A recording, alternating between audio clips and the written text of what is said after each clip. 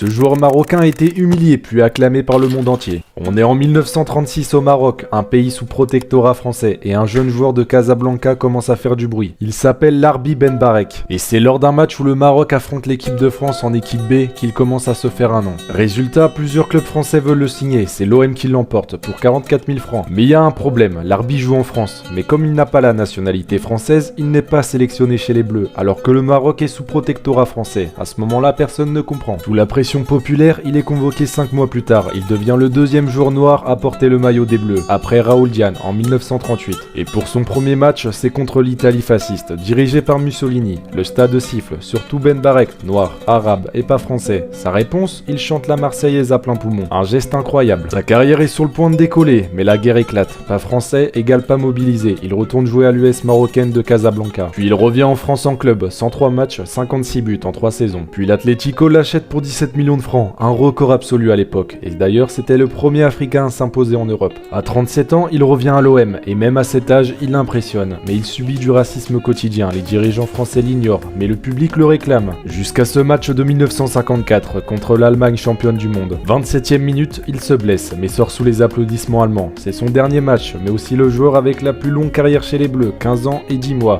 Un record battu seulement 70 ans plus tard par Giroud. Il n'aura jamais la nationalité française, résultat, il ne jouera que des matchs amicaux. Il n'a pas eu la carrière qu'il méritait, car il était précurseur d'un nouveau football avant-gardiste. Il n'est pas né à la bonne époque. Pelé a d'ailleurs dit « Si j'en suis le roi, Ben Ladek en est le dieu ».